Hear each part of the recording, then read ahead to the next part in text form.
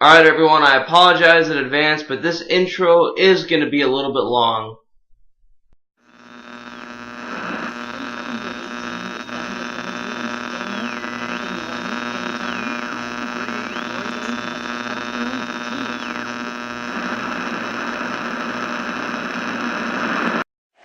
Crawford, the hitter. 1-2. Volquez set. He pitches. And Crawford hits a high fly ball right field. Snyder going back. He's looking up. It's gone! Brandon Crawford has launched a grand slam over that 21-foot high wall. And the Giants have taken a 4-0 lead and totally silenced this crowd in Pittsburgh. And here's the pitch. Pablo swings, line drive down the left field line. It's a fair ball. It rolls into the left field corner. Coming in to score panic. Here comes Posey. He's being waved home. Here's Desmond's throw to the plate. He slides. He's out. Posey frustrated about the call. The Giants made. Here comes Bruce Bochy. The relay was made from Harper to Desmond, and Desmond, who's got a great arm, made a perfect throw to the plate.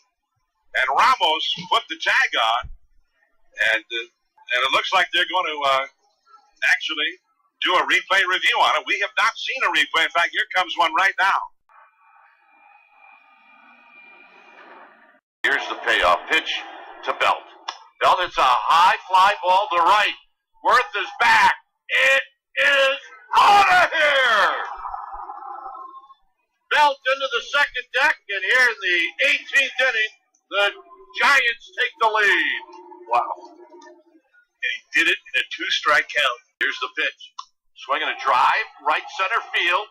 On the move is Pence. He's there, and he makes the catch, and that's the ball game. So in 18 innings, the Giants beat the Nationals as the Giants players now come racing out of the dugout. And they're going to congratulate a tired bunch of players that are coming off the field. Here's the pitch. Swinging a drive to right. Pence moving back. Still moving back. He's at the wall. He leaps and he makes the catch up against the wall, and he tumbles to the ground but hangs on.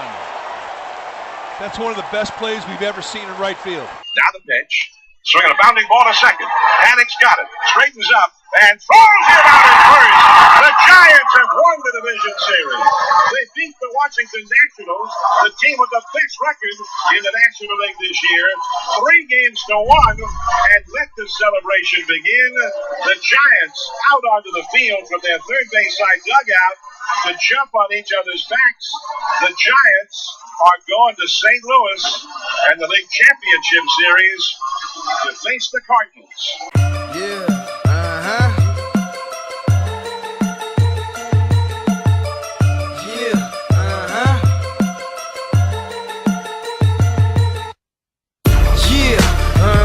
You know what it is? I'm a SFG, I do it big. Yeah, Small to a giant. Any haters in the house better keep quiet. Up in the city, when you see me, you know everything. Black and orange, black and orange, black and orange, black and orange. I'm representing for the city, you gon' see me in that. Black and orange, black and orange, black and orange, black and orange.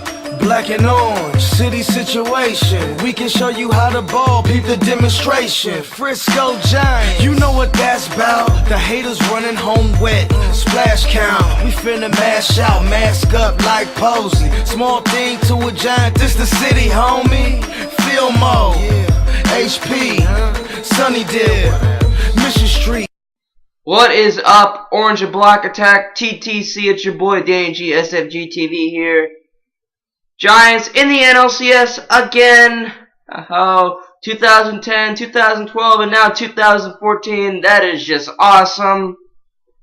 And it all started a week ago today when we had the one-game playoff at PNC Park against the Pittsburgh Pirates. Madison Bumgarner pitches a great game. Brandon Crawford gets a grand slam. And then after Crawford's grand slam, there is just no turning back. We shut them out 8-0. Just an all-around great game for us. All our hitters did well, and Bumgarner with a complete game shutout. Outstanding, just outstanding. Then we got game 1 against the Nationals. Early starts around 12 noon, and good game. Jake Peavy on the mound. He pitches well. We get the win 3-2. And then Saturday comes, and, well, for the Nationals, Jordan Zimmerman, he pitches outstanding. Got to give credit to him. And so does Tim Hudson. And we're down 1-0 until the 9th inning. But then when the 9th inning comes, it's our last chance, basically. And it's not really a must-win since we already got the 1-0 series win. We could have just easily lost that game and still won the series. But hey, what we did is Pablo Sandoval gets a hit, and that ties the game. Posey is out at home plate, though. But the Panda saves it all, basically. Saves the game.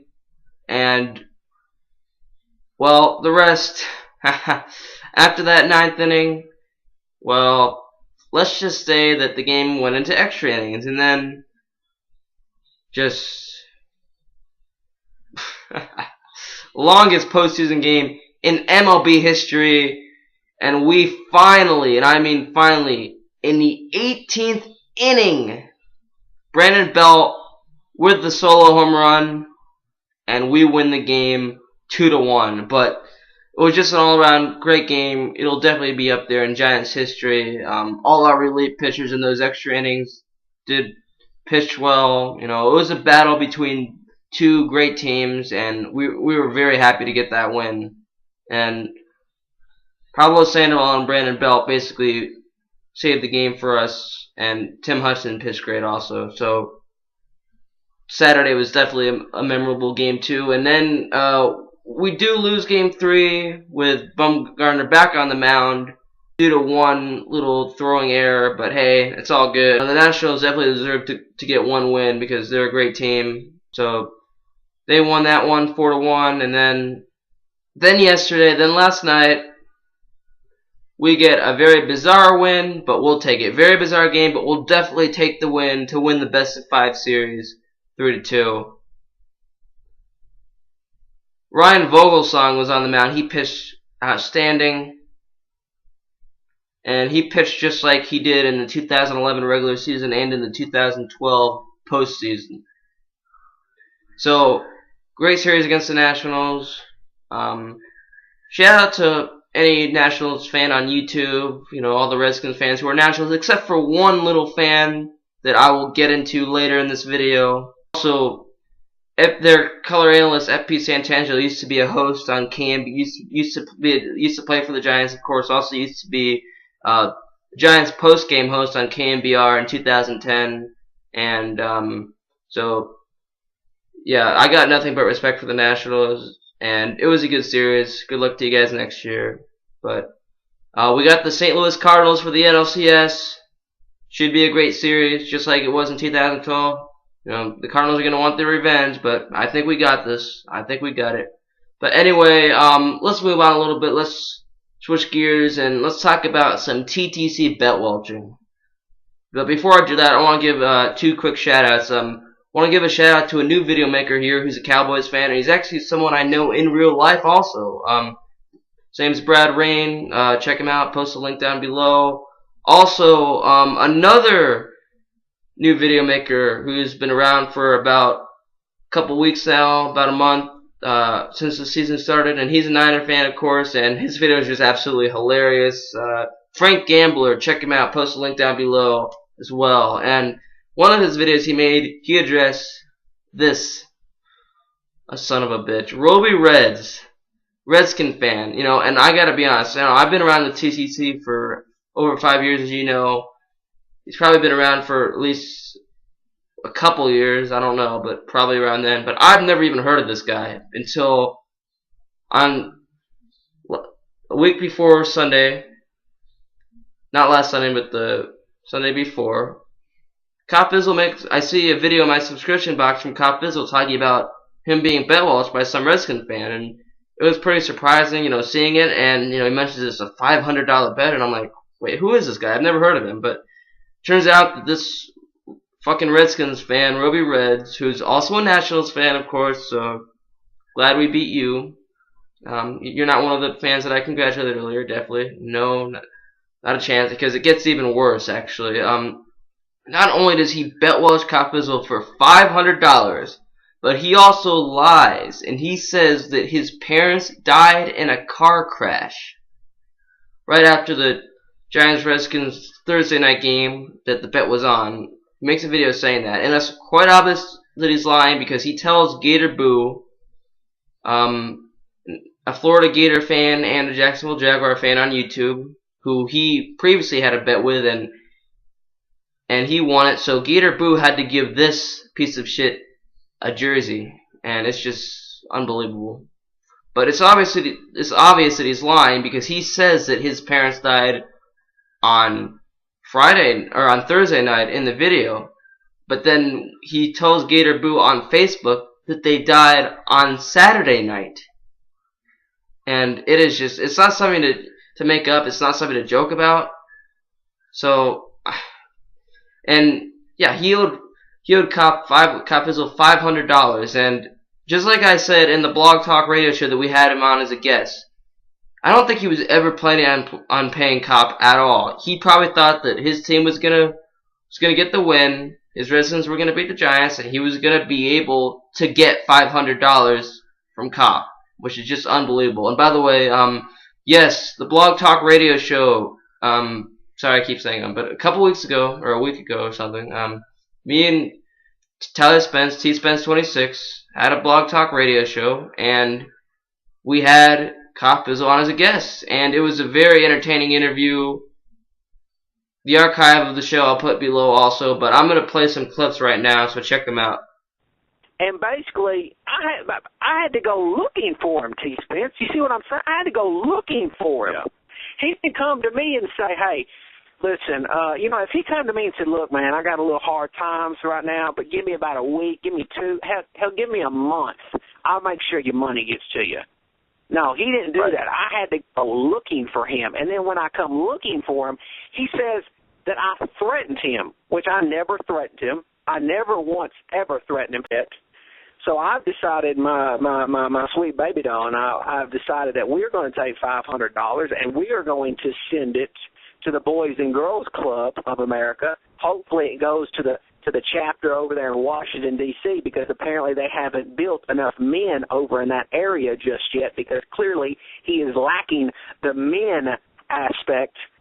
And what I decided to do also was offer the TTC an opportunity to match my $500 offer. So what I'm hoping is that we, and myself and the rest of the TTC, will raise up to $1,000, and we'll send this and make a positive spin on this, because at the end of the day, it's not about the money. It's about the principle of the matter. So what I'm going to do is I'm going to be old RobeyReddz's Big Daddy, and I'm going to fix his screw-up, and I'm going to make sure everything turns out okay. Because at the end of the day, he's not only made his Redskin fans look like a joke, but he's made the whole TTC look like a joke. Could you imagine if you came on to TTC for the very first time and you saw this and you thought, is this how bets really work on this thing? No. Right. It's not how it works. This clown is the one who did this, not just the whole TTC. So somebody's got to be the responsible one here. If he wants to be the girl, well, you know what? I shouldn't even call him a girl, because that would be just too distasteful for all the women out there. If this clown or whatever, this bum, this cockroach wants to be like this, and that's fine. But I'm just not going to be at his level. RobeyReddzz, whoever you are, because again, I have no idea. I still don't even really know who you are at all. But you don't bet Welch someone $500 in the TTC or anywhere in life. You never do that. You don't bet Welch someone $2, $1, $20, $40, doesn't matter. When you make a bet, you pay up. If it's not even a bet that involves money, if it's a bet that involves doing something on cam, or not just money, but actually sending a hat or a jersey, you pay up. And so, RobeyReddzz, nothing against the Redskins, nothing against the other Redskins fans or the Redskins, but fuck RobeyReddzz, and yeah, that's all I got. SFG TV, I'm out. Peace!